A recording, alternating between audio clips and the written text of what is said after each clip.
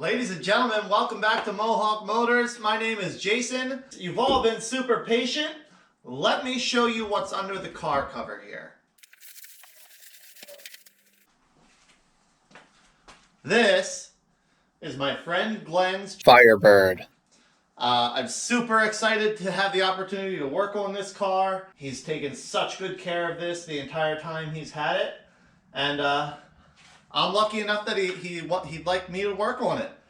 So we're going to be doing some repairs, we're going to be doing some upgrades, and I'm going to show you as much of it as I can. There's probably going to be a couple videos of us working on this car, but let's get started.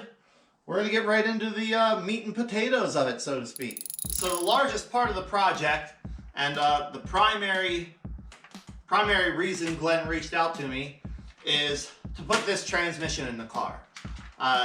The transmission he has in it now, he had somebody work on it a few years ago. They did a nice job, but it had a leak. It got a little low on fluid, and it slips when you're under wide open throttle. So Glenn got this transmission ordered up. It's built a little bit over stock. He's already got a higher than stock stall converter in there, so we're going to use that converter after I drain it and flush it. But first thing we need to do, obviously, is get the old transmission out. Okay, status update. We went in. Glenn has a Hypertech programmer on this car. So first thing we did is go in, return the computer to stock. My advice, anytime you're changing a significant drivetrain component, put it back to stock before you start taking those parts out. After that, we unhooked the battery. Then, obviously, we got it up in the air. So next step is get underneath and start getting everything disconnected. It's dark, you can't see much under there, so I'm just gonna get it done. I'll bring you back when I make some progress. Okay, team, let me give you a little update of where we're at under here. So we've got the drive shaft out, we've got the torque arm out, we've got the drive shaft loop out.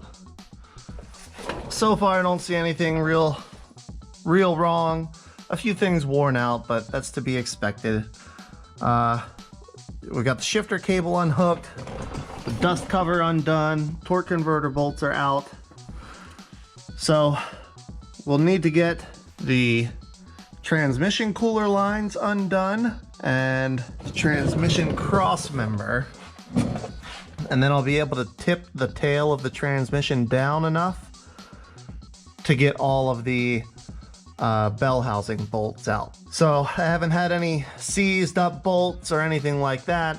I know the transmission has been out of this car before. You can tell there were one or two bolts missing that should have been there, so I'll make sure they get put back in when I put everything back together. I'm just gonna keep chipping away at it. All right, everybody, last update for today. I've got everything except the bell housing bolts and the transmission cross member bolts undone. All the electrical, all the plumbing, everything else. So tomorrow I have more time. Tomorrow I'm gonna make it my goal, get out here, get the old transmission out, get the torque converter drained and flushed, get the transmission cooler flushed out, and then get the new transmission put back up in there. It's the next evening. I'm gonna pick up where I left off. Got the old transmission out. I need to swap a few things over from the old transmission to the new transmission, blow out the transmission cooler lines, get those all flushed out, get all that old fluid out of there, and then get the new transmission put back up in. Oh, and wait for the torque converter to finish draining and get it flushed. Old transmission over here on the right. Now, Glenn said he had somebody work on this transmission before, which I believe they did something to it, because that's not an original servo cover. So somebody at least put a servo cover on it, but I don't know what else they did, if anything. I mean, in my experience, when somebody takes the time to rebuild or build a transmission, they usually take the time to clean it up and paint it also, which is not the case on this one. I mean, it's still got the factory transmission tag on it. So, I don't know. I'm not sure what you got from the previous guy, Glenn. But the new transmission, this is typically what I expect when a new transmission or a rebuilt transmission or performance transmission comes to me. Painted, clean. They tested this on a dyno, so they have caps and all the fluid holes because they don't want transmission fluid running all over the place during shipping. This very clearly and obviously is a transmission that someone who takes pride in their work took the time to produce a really nice product. So, just like the person that built this transmission, I'm taking my time to do a nice job installing it. So I'm gonna get everything cleaned up, ready to go, and I'll bring you back when I have it poked up in there. I've got most of what I need swapped from the old transmission to the new transmission. The tail housing, I put through the parts washer and pressed the new bushing into. So it's got a new bushing and a new seal. That way we won't have to worry about any leaks there. I've also got the torque converter draining. It should be pretty much drained out here in the next 15 to 20 minutes. What I like to do with the torque converter is I'll dump a quart of new ATF into it, something compatible with your transmission. Swoosh it around, mix it up, swish it around, mix it up, and then tip it back over and let it drain again. Transmission fluid has a lot of detergent in it, so it's a good cleaning agent anyway. So adding that quart of new fluid will just help you flush any remnants out of that torque converter. If you've had a total transmission failure and metal has gone through it, the torque converter needs to be rebuilt. You can't reuse it. In this situation, the transmission did not fail, but it was slipping, so I'm flushing that converter. We're gonna use that with the new transmission. I also went through, I flushed the transmission cooler. Similar process. First, I used pressurized air to blow all of the old fluid out of it. Then I feed about a half a quart to a quart of new fluid in, and then I blow all of that through as well. I get as much out of that transmission cooler as I can. Again, if it's a situation where you've had a total transmission failure, you probably need to replace your transmission cooler. But in this circumstance, I'm comfortable and confident that flushing it the way I did will be fine. I'm gonna put a little paint on the tail housing just to make it match the new transmission. I feel like it would be lazy to not slap a little bit of spray paint on there and make it match the transmission. So I'm gonna put a little paint on there. Get the tail housing bolted back on. By that point, the torque converter should be ready to go. Get the torque converter put back on, and then we'll get this shiny new transmission put back up into place where it belongs. So, in case you're wondering, I said that this sticker makes me skeptical that this transmission has been rebuilt or built or anything like that. Here's why. If this transmission was taken completely apart and the case was put through a hot tank washer, like any reputable transmission shop, any reputable transmission builder would do to make sure that there was nothing left in that case that could mess up the build that they did, there's no chance that that sticker could still be on that case.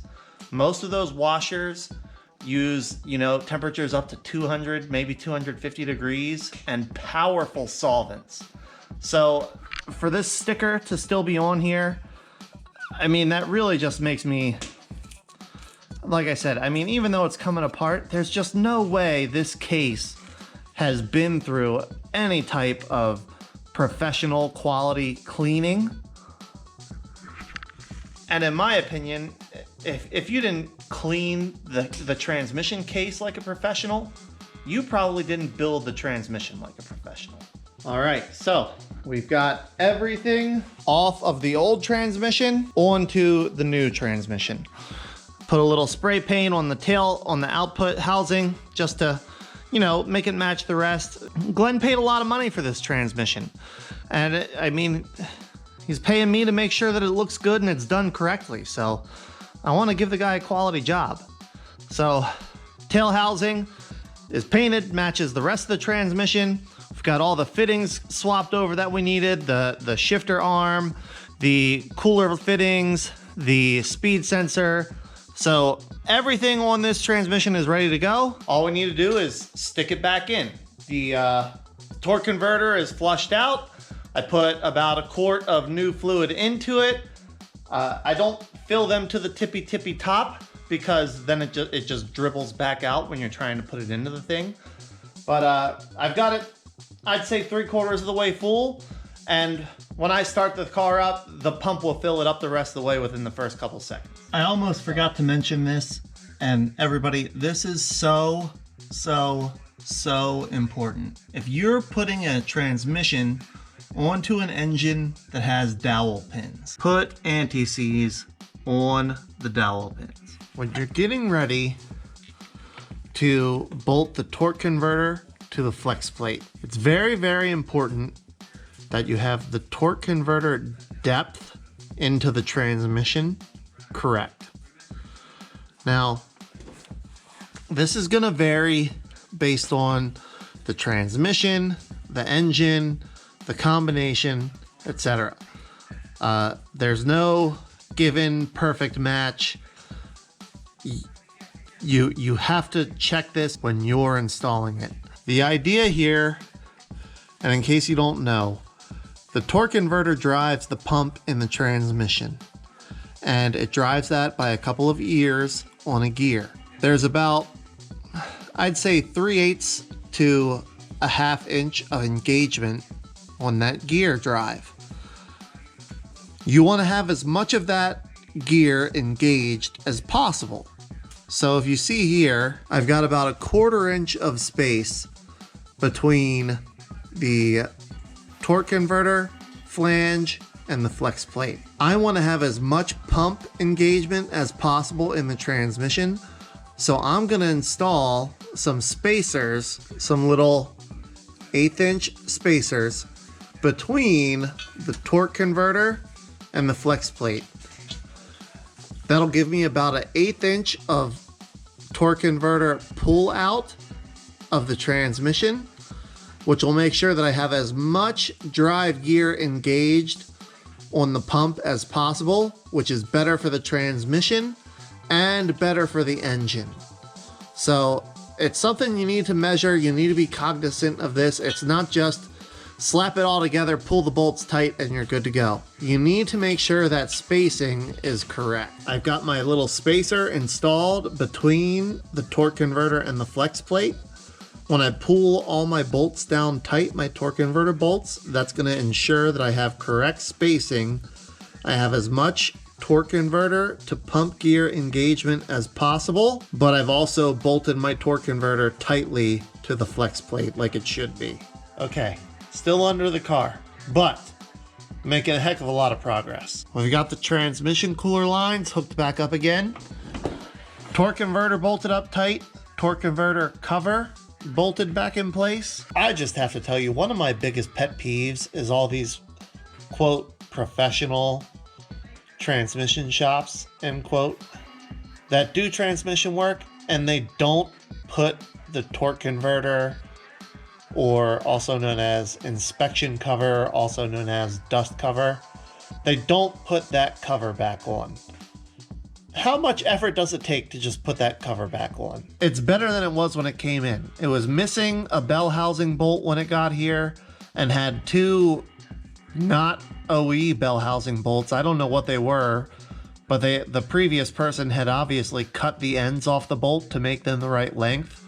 I matched the bolts up, I got the right bolts. It's got all 6 correct length, correct style bell housing bolts. It's got all 4 correct length, correct style dust cover bolts. It's got all 3 correct length, correct thread torque converter bolts. Whoever worked on this thing last put bolts in the torque converter. They weren't the right torque converter bolts. The thread was incorrect. It was close.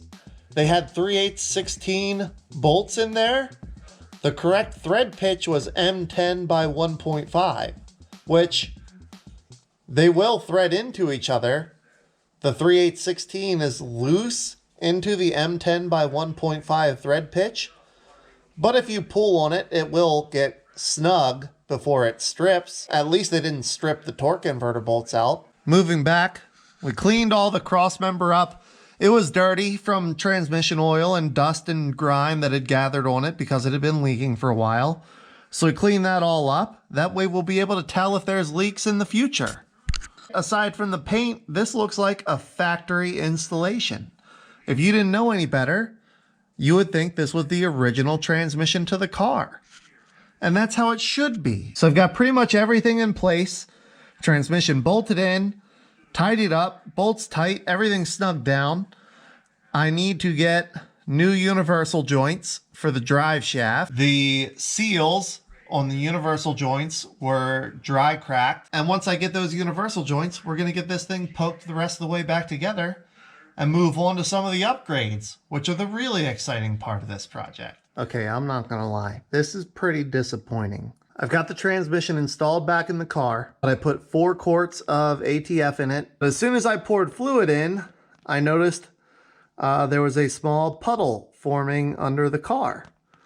So I crawled back under to look, and there's a leak. There's a hole in the pan right here. And you can see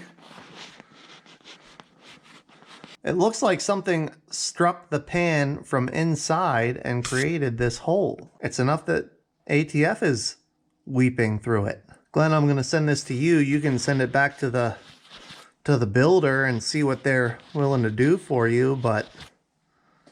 And that's super disappointing. Like, this is a beautiful transmission. It looks great. But to see that they weren't paying enough attention to catch that hole in the pan like that, I mean, come on, team. I'm going to call it there for this video. We made really good progress. I'm held up by parts. I'm happy to be getting this thing put back together better than it was new. And I really, really appreciate all of you who are watching. So thank you so much for watching. And until the next time, take care.